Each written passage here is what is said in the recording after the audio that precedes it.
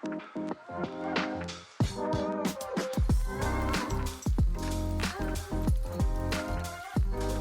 is going on, everybody, and welcome back to Salty Runback, here to be your weekly intake of North American Developmental League of Legends. Happy NACL playoff day for all who celebrate, as the postseason for the Tier 2 League in North America kicks off today for split number 1 of 2025.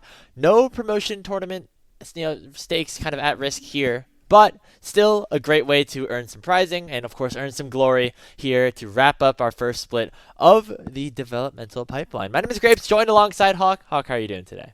Grapes, I'm doing all right. Yeah, no, promotion stakes on the line or whatever, but something tells me these teams like money and they like glory and they like winning. So I would have to say that they're still going to be taking these playoffs pretty damn seriously. And if the back couple weeks of the split were any indication, it might be more competitive than perhaps we bargained for during, well, the majority of the regular season, where it was not very competitive. So hoping that can continue to be the case. We're going to do some bracketology here. We spent so much time, Grapes in particular, doing bracketology for CLOL and studying all of that. We figured we bring the college brackety NCAA word over here. Now, a little bit less tautology in the NACL, given that there's only 6 teams and not 32 plus, but it's still going to be a hell of a lot of fun. Yeah, our first 4 in, last 4 out. It's just 4 teams. It's just 4 teams. There's really no way to make it very interesting there. So I guess CCG and Blue Otter get left off of those lists because they were CCG and Winthrop because they were 5th and 6th. Just barely making the cut. So yeah, we're gonna go through our brackets, but also we're gonna just talk about the playoff matchups in general a little bit. You might notice that this episode might be slightly shorter than your traditional Salty Runback episode, but that's because we got something prepared for the open qualifier that'll be releasing in the next couple of days. So if you are wondering where that OQ content is, we wanted to make sure we could get something out for the NACL playoffs to start, and also something for the OQs, as that's always a fan favorite here. So stick around. Yeah. We're gonna get a 3-episode week here on Salty Runback. We felt bad about only releasing 1 2-hour episode last week, so we're gonna release 3 this week, because why the fuck not? And like Graves said, we wanted to make sure to get something out for the OQs. OQ Overlords willing, which is part of the reason we're not doing it here today. But also, we feel that the NACL playoffs and the OQ starting in the same weekend are both important enough events that they warrant their own discussions, and that shortchanging one or the other would just not be as fun for the fans out there. So if you want to get that content, it's going to be hopefully releasing on Saturday morning. Make sure to leave a like and subscribe here at Salty Runback NA, as well as over on our Patreon if you want to support us, and join our Discord. Not to support us, but just because it's fun. Yeah, I mean, I'm sure there'll be people flying their own brackets in there as well, having some discussions about some of those playoff matchups, and always just good place to have some conversation overall. And speaking of that conversation, let's just get right into it, Hawk. Let's get into our little activity that we have planned here for today. Again, the first 2 days of the NACL playoffs will be happening both today and tomorrow as this episode is released. All best of 3s, but then after that we get into those best of 5s, those crazy true fearless situations where we go gauntlets, we get upper bracket finals, we got grand finals, and the like. So very much a fun playoff situation. We saw a lot of really fun stories being told last year with Blue Water's run, through that lower bracket. Maybe we get to see some other stuff here. But the goal of this activity is to, before we just reveal our own brackets, because that would just be boring. That would maybe not take enough time. We want to see what some other possibilities of brackets would be. What maybe some other people will be predicting, or what different situations and what they could unfold on, and how likely we think each of them can occur.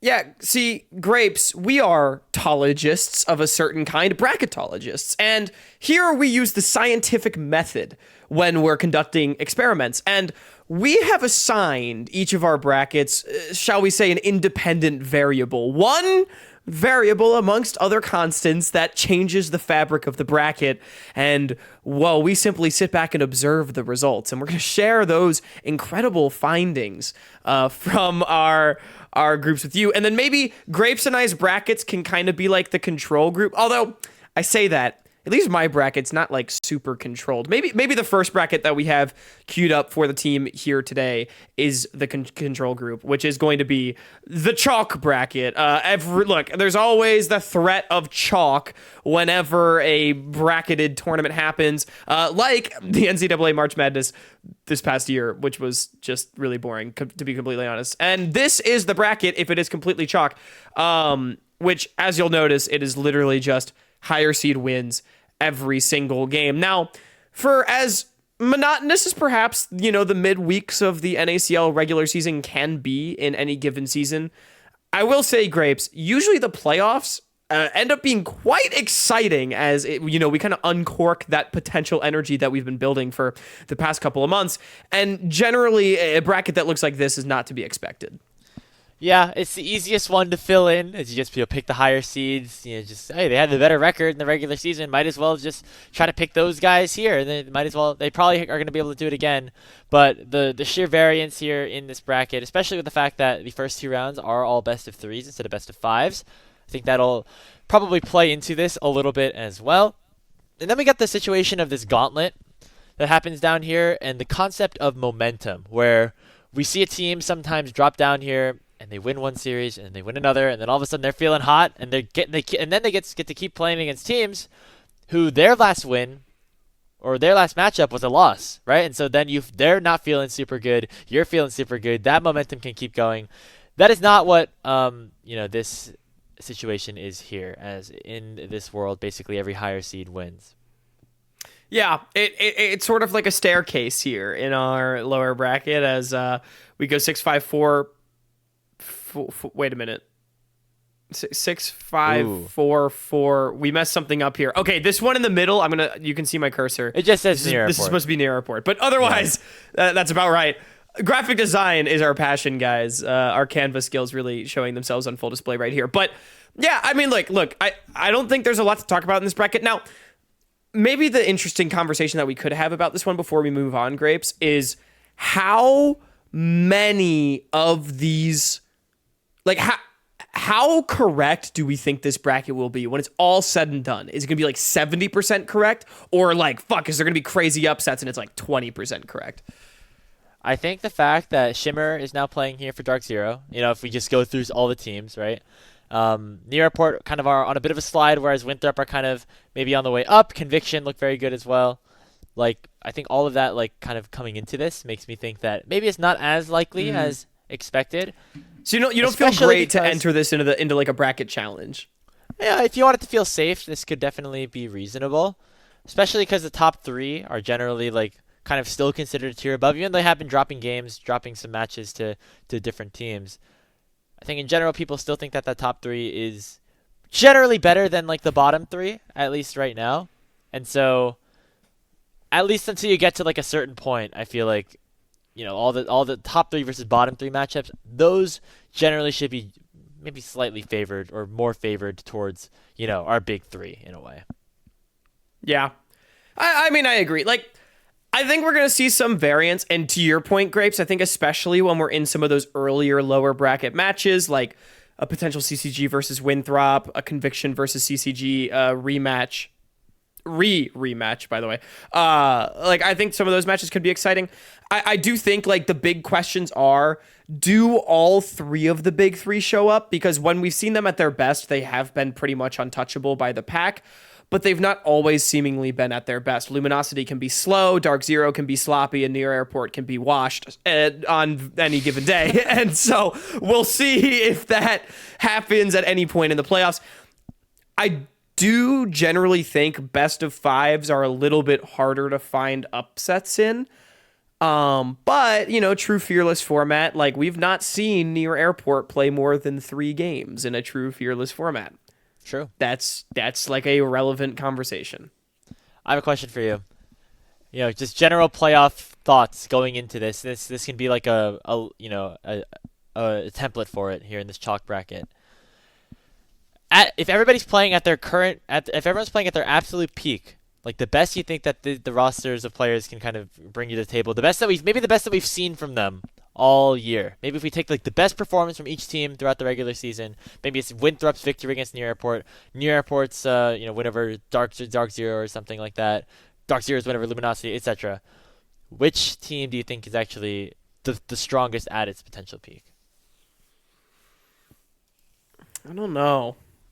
Because I think Luminosity has been fairly, like, consistently good across the entire year, but they don't have that, like, big marquee win.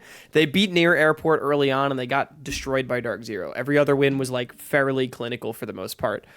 Dark Zero with Shimmer, we've actually not really seen the peaks yet, just because partially due to lack of opportunity, but then also they went to 5 against Ole Miss. So we're not really sure what it's going to look like for that team, which then like leaves Near Airport. And like at their best, man, this team is so damned good, but they're really inconsistent. So I don't know. I'm going to be like, I think if like CCG Conviction and Winthrop are peaking, I think this playoffs is actually going to be very dangerous. And I think like anyone could really like pop a good run. At their peak, it's probably NA though. Like could be NA. Because again, like Dark Zero without UG, we just don't know what their peak. Dragonsteel, though. We don't know what their peak is. Yeah, I guess we don't know what their peak is, but we know what Zamudo's peak is. We know what Spyrex's peak is. We know what Jet's peak is, right? And I think we know in general what Shimmer's peak was. Like I think he played very well in like their series against Northwood and their series against Fisher. In CELO, maybe not so much against Ole Miss, but I think they're. I still, part of me wants to say it's Dark Zero. Maybe I'm just being very. Shimmer looked nervous against Ole Miss. Because again, yeah, he made some the big weakest mistakes. that we've seen that team look was against Ole Miss, and I think we can both clearly say that team was not playing at their peak in multiple facets, right? Because Shimmer was very nervous, and Zamudo also had a couple of big games, so that was not Dark Zero Dragonsteel at their peak, in my opinion. Yeah, I mean, I agree, and we asked the question on last episode, like, how well can Shimmer slot into this roster before CELO finals? I mean, the NACL playoffs is going to be him cutting his teeth on like generally better competition on a different patch, but generally better competition. So yeah, I mean, I think the kid's going to be able to grow. Like I've had high hopes for Shimmer ever since I watched the Reluminate games and made a mini video essay about it. So yeah, I have a quote that I want to share, but I want to save it for later, so I'm just gonna leave that mysteriousness up. Let's move to our next bracket then, because this is the chalk one, right? But what if we wanted a little bit more fun? And this is our idea, our concept of the best possible bracket in terms of content, not necessarily in terms of like us, like if certain narratives being fulfilled or certain teams getting what they want or like what we personally want, right? If we are purely looking at NACL as an entertainment product, we have to first of all remember who we are trying to entertain and where our fan base is likely coming from. The normies! The clear answer is Near Airport, right? Near Airport, they probably have the most fans here in the league. I think that's pretty fair to say. Maybe LG or Winthrop. Maybe there's some other teams that can maybe like have some sort of pull, but nobody really has the same amount of pull as Double Lift, as Spica, as Pobelter, and just basically the whole team. And so we have to give them the maximum number of games possible. And we also have to make every single one of them an elimination game and give them the most possible best of fives. So in this hypothetical situation, for maximum content, by the way, we have Near Airport dropping to Winthrop as they did in the regular season last week, down to the lower bracket. They get swept. They get 2-0'd. Things are horrible. But then the glory of 2016 Double Lift, the glory of 2018 Pobelter, of all those peaks, they start to come in, and they just keep winning and winning and winning. And it starts off slow. Maybe it's a reverse sweep in one of those early series against CCG or Conviction, and they go one by one. They take down Luminosity. They take down Winthrop, who is their last possible test before getting into the finals, where they finally get that rematch against Dark Zero Dragonsteel, because they never got the opportunity to play them in the regular season at their full strength. They win, and they become your NACL champions. I mean, that would be, I think, the best possible story here. That'd be, if we were cooking a narrative to like stick in an anime or something about this NACL season, I think that would be it. Dude, it'd be so funny too because everyone would be like, "Oh my God, Doublelift and Co are cooked. Like they're not trying. All the fans gonna start to doubt them, and then they just keep winning and winning and winning 5 straight best of fives to win the title. Maximum possible amount of time for everyone to have to watch them actually play Dark Zero Dragonsteel Light as well in the grand finals is pretty diabolical. We also get a little smattering of Winthrop versus Maryville in the upper bracket. I see there. Yeah, man. I don't know. This bracket fucks. I don't got much else to say.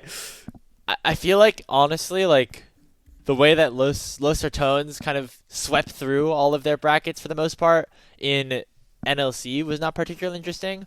But what got interesting was when they were really challenged, right? And they had to, like, they got hit face in some adversity. They early. lost a series this season in the EU Masters in the group stage, and then they started off as, like, the lower seed in the knockout bracket, and they had to play against like a really hard team first round, and then it's that stuff. It's if you're just the favorites and you're the most popular team and you just run over everyone, that's not the best possible content. The best possible content is you like being forced to dig deep, build that character, and then you need come to out hit on top the of it breaking point. You need to hit the breaking point and then somehow still do it. I mean that.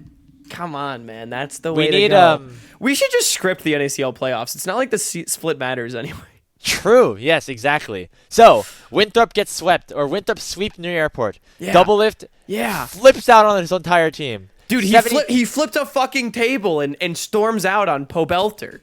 Yeah, he calls everybody terrible. He calls them all garbage. He threatens to put sushi back onto the team. He says that Pobelter doesn't have enough meat. Croissant. You ain't good. What? Okay, I have seen this. Yes, so Doublelift. It's pretty dumb. It's a great reference. Doublelift quotes that in front of Pobelter. The team mental booms. They start up their next series. Comms completely off the rails. They go down 0-2, and then Croissant comes in. He rallies the troops. Guys, we just gotta lock in. We gotta remember the power of friendship. And then they win that series, and then they just keep looking better and better. That's the story arc. If we were to write a script, I feel like that's what I would do. I'm totally with you. I have nothing else to add, and I fear I have already derailed this conversation enough. So maybe we should just move on to the next one. Look, usually you pull out the deep cuts. I had to come in with one for today. Well, you wanted maximum content, and sometimes content is good, but sometimes chaos is better. What if every single matchup went the opposite way that it did in the regular season? How likely would this actually end up working out? That being a situation where, teams that would end up being 50-50 on each other the whole way. If you won against this team in the regular season, you would lose against them in the playoffs. We get some very strange situations overall. I think this generally goes to show that the only really big upset that kind of happened within a top versus bottom team obviously was Winthrop versus New Airport, and that is what is causing a little bit of a situation that is different than just the losers, generally move on and the lower seeds move on. Yeah. Dude, I think this bracket's so funny because, again, like, Winthrop doesn't just run everything because they lost to everybody else, because they didn't just lose to everybody else. In fact, no one in this bracket lost to everybody else, but lucky old CCG up there on the top end of the bracket, making the upper bracket run and winning the title, they dodged the only team that they lost to. So they just make the run, and unfortunately Winthrop runs into Near Airport not once but twice.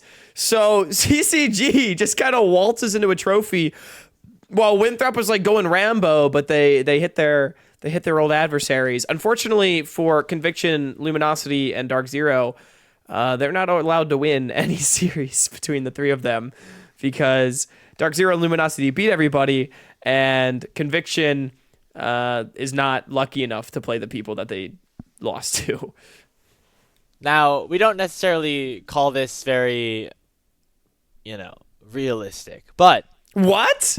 Out of any of the matchups here, Hawk, like, is there a specific kind of lower seeded team versus higher seeded team matchup that you think actually could work out better for the lower seeded team than maybe some people expect? I know we already talked about, Winthrop beating Near Airport, but maybe anything aside from that you think actually, might actually be a solid matchup one way or the other.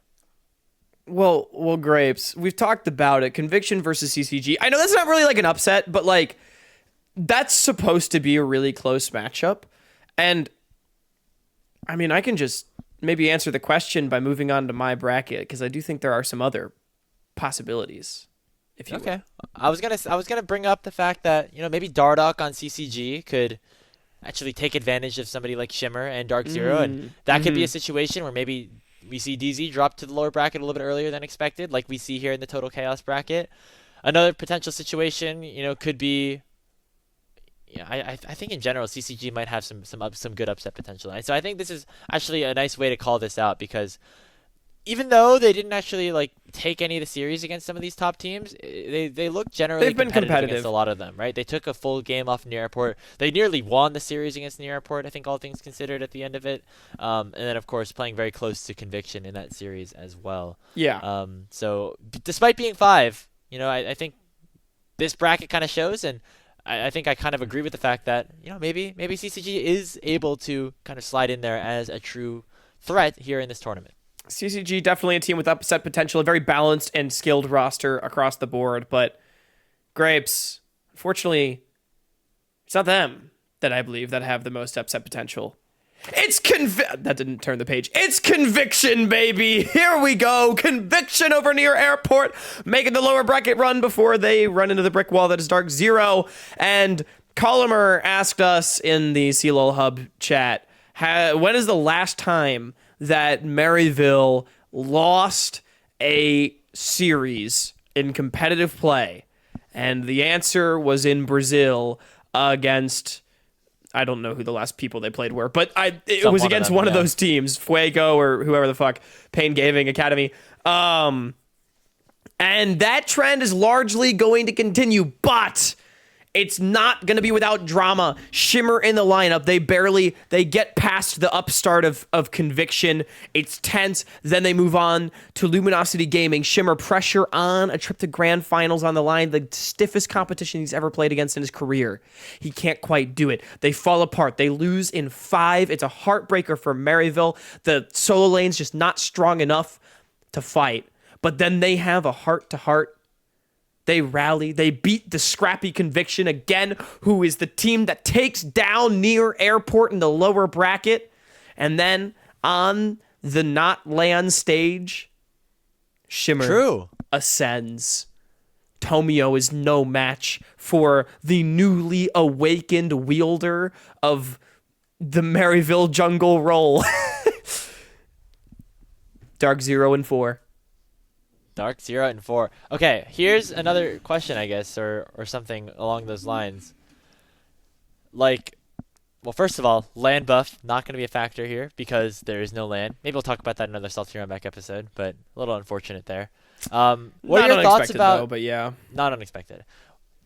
How likely do you think it is that Maryville or Dark 0 Dragonsteel they run the entire tournament with the 5 starting players at this point, with Zamudo, Shimmer, Spyrax, Sajed, and Zyko? Either the other options could be the light team comes into play, or we see Toasty in for Spyrax for a couple of games. I don't think that happens because I think Spyrax, in my opinion, I'm kind of tipping my ballot here. We're doing all pro voting like now for as we're recording, we're doing all pro voting for the broadcast team. And I think players and teams got a forum as well. In my opinion, I think Spyrax should be first team all-pro mid over Pobelter. I think Spyrax has been a stud this split. I do not think we see substitutions for Dark Zero because also I don't think the Dark Zero organization itself wants to be heavy-handed with the way that the team is being run until there's potential like promotion possibilities in the line, if you get me right. Like, I don't think they would feel the need to be in win now mode for whatever reason. So I could see Dark Zero Light coming in like at some point. If I'm not like maybe the week that like Maryville's at CLOL finals, right? Like I mean I know they'd be playing on like a Thursday, Friday, and finals is until Saturday, but like maybe Clerky doesn't want to subject his boys to that. Like maybe Dark Zero Light gets a game there, but I that don't helps think you. we would see straight substitutions. I think Dark Zero is going to ride with the Storm roster, with Shimmer, with Spyrax, and to the bitter end. The upper finals is the Thursday before CLOL finals. So if there was a chance to give them a break, that's why they lose in the upper bracket. I'm a genius. I'm sorry. You know what? I was actually going to talk about that as well because you go to my bracket. I have the same result. I have Luminosity winning in that upper finals. However, I forgot to change the coloring around. That's my okay. bad. I do have Luminosity winning the entire thing through the upper bracket, and I also have Near Airport pulling off a bit of an upset here. Again, we talk about Shimmer being this newer player here. However, he hasn't met Spica yet, and Spica, he's like a sleeping beast. I feel like he's been okay. He's been a little bit quieter. He's than maybe cooled off. He's cooled off as the split has gone during the on. regular season. Yeah. But now that we get to these playoffs, now we get to see this guy clutch up a little bit. I feel like people kind of forget that somebody like Spica could 100% like make his way back into the LTA if he wanted to. You know, we're talking about other prospects like Yuji getting promoted, maybe some other potential candidates. Like a Tomio or something like that. Kizno getting some looks. Even Griffin kind of coming back from Korea. We can have further conversations about that at another date. Spica 100% could slot right into an LCA roster if he wanted to right now, and I think he's going to show that here in this playoff run.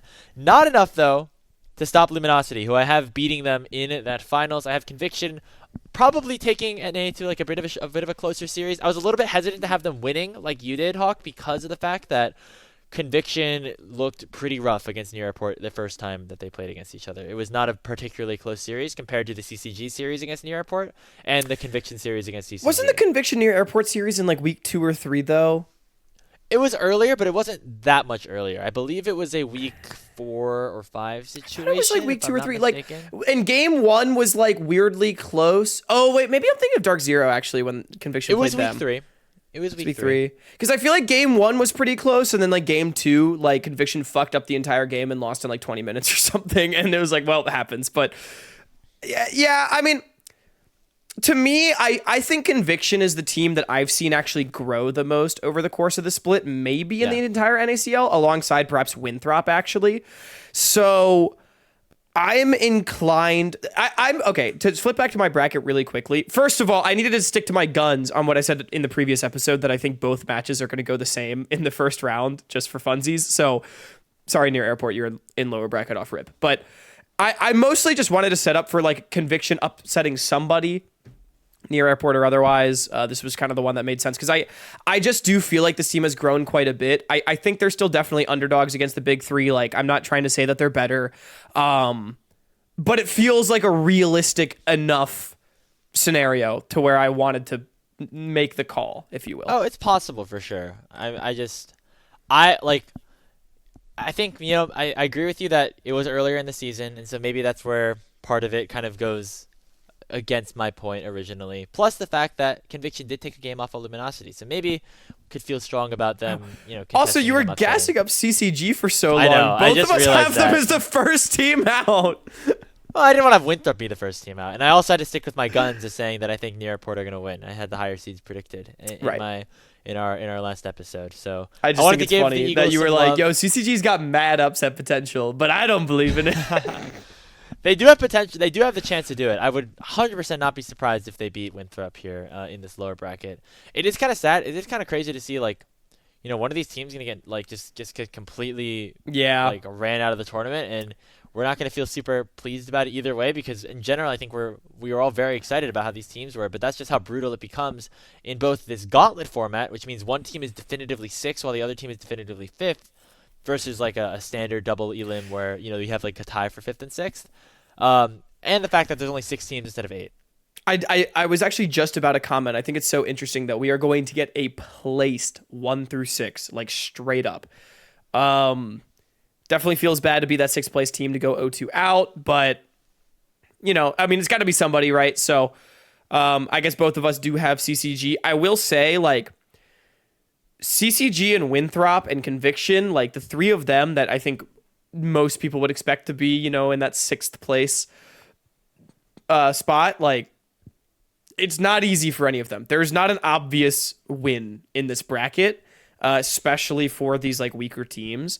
So I mean, we just both happen to have CCG there, but I feel like any of those three teams could kind of just bow out early. Yeah, or any of them could kind of go on a deep run. I know I didn't have any Yeah. of them necessarily here. I kind of have things controlled by that top three because I just hopped on my soapbox and I'm said gonna be that I think honest, the top Grapes. three are Your still a lot stronger. your bracket's looking pretty chalky. It is. It 100% is. I I have respect Luminosity running through it. I even though they probably have had the lowest peak kind of any of the top three teams so far, I feel like they're a team that's gonna like kind of lock in once we get into the playoffs, right? You have Fake God, Tomio, They've been the most Zeyzal. consistent for better or for worse. You know. Yeah. You have like the core that, of course, have won a bunch of these tournaments before. You also have Deos, who is able to give those guys that like rousing speech, give them that motivation to start the playoffs off. You know, we saw it with Slew. Maybe that means they have to go down to the lower bracket first, but maybe they could just start it off in the upper bracket, right? With getting another win over Dude, here. oh my God, Deo's supercharged run through lower bracket. I didn't even think about that narrative. That'd Yeah. be crazy. Luminosity, they're such an interesting team. I'm very curious to see how they do to start this off. It's just been so long since we've seen them play the other good teams. That's true. It's the first 2 weeks was when they had Right. their matchups against Dark Zero and NA. So it's like, have they gotten way better? Have Dark Zero and NA gotten way better? Have we all gotten way better? Or even have we gotten worse? Like it's an interesting. It'll be really interesting, I think, to watch Luminosity because they, to me, feel like the hardest team to rate in this bracket. Yeah, do them dropping games to Conviction and Supernova this week specifically, like does that give you any cause for concern, or Yes. is that just kind of little flukes that they're gonna wipe off going into the No, it's into the absolutely playoffs? cause for concern. Again, like Conviction Luminosity can sometimes, I think, really struggle to get their game plan off the ground in the mid game. And that has led to losses against Near Airport. It's led to losses against Dark Zero Dragonsteel, Conviction, Supernova. It is absolutely a concern for me. And that's, I think, a big part of the reason why I don't have them winning at all, even with, Near Airport looking a little shaky and Dark Zero having the roster change. Like, because I feel like with those factors, Conviction, why do I keep calling them Conviction? Luminosity seems like the obvious favorite to rise up above, but yet I sit here feeling like I don't really believe in them, and that's kind of scary. Do you have them favored in a hypothetical matchup against New Airport? I know you didn't predict it, but in that upper bracket, do you think they win?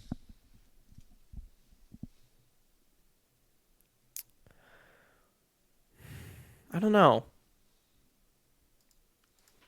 I really don't know. Yeah, I didn't have Near Airport getting there. You kind of let yourself not have to answer that question by having Winthrop win in the first round, so worked out for you. I think it'd be competitive. I think Luminosity would be stronger in a Fearless tournament. Like, It is a best of 3 in the first round. Like they're gonna be meeting in a best of 3 if they play on Friday. So this is gonna that's another thing to think about. I felt like Near Airport played because they played each other in week 1. I casted it. Near Airport had the better win, and then way worse drafting that made it harder for them to win the next 2 games. And like Near Airport still has like some issues with their game as well that I've discussed at other points, and like they've cleaned some of them up. They've revealed new ones, but I think LG win that series. Here's the thing. I think LG is like theoretically favored against everybody, maybe even Dark Zero included. But like, do I believe in them enough to like consistently win all those series? I don't know. I just don't know. And again, that's why I'm like nervous for them. Oh man, I'm excited for the playoffs to begin. I know that the NACL regular season was a bit of a drag at times, where we were focused on other things like CLL or OQs or whatever it was. But now that we're here, I think that it's going to be fun. We have It's gonna be good playoffs. the fact some that good the teams. last week of games resulted in a lot of series kind of being upset between teams in our top 3, I think has caused a lot more potential for some vulnerability, some volatility between the top teams and the bottom teams, and that's going to be very exciting to see evolve, especially here in this first week. I think we're going to learn a lot here during these first 4 best of 3s over these 2 days to really see who exactly is kind of coming to the table fighting, because we are going to see all 6 of these teams play. We're going to see what each of them look like. And I just want some fucking crazy best of 5s, man. True Fearless, like elimination matches the whole way. I'm gonna be honest. I actually love the gauntlet style format. I think you've been less gung ho about it than me, but like I think this cool. is fun. Like it's probably just gonna make things bloodier. It feels like we get to high stakes faster. Yeah. At least in my head. The more best of fives, the better. That's the bigger thing for me. I know. Yeah. We've been covering a lot of LPL, and in split number 1 for LPL, it was all best of fives. Maybe that was a little overboard. In split 3, once we get back from SI, literally, I think only best of fives are gonna be played from that point on. But which is a lot. Yeah, LPL but is tired of losing to the LCK. Dude, it's gonna prep these teams quite a bit. I think It is. if I had to guess, probably playing more best of fives in their year in NACL than they are in the LTA. That is true. And I don't know the playoff format for LTA, but it's going to be very important because, once we get to that promotion tournament, it's all going to be best of 5. I would assume it's all going to be fearless now. I don't think they necessarily put a full statement out on that because they changed. I mean, it should be. We're going to fearless is the global. global standard now, right? So That's my thoughts, but I don't think it's been 100% confirmed one way or the other. But it should be full fearless. It should be best of 5s, and DSG is gonna have to be a little bit worried maybe about their spot if they don't pick it up. Obviously, still a long ways to go before that, though. Long ways to go before that, but a hell of a lot of fun is going to be. This is going to be a fun playoffs. Like I said, look, no matter what, the NACL might bring us in the regular season, it's always just objectively going to be a slow season, right?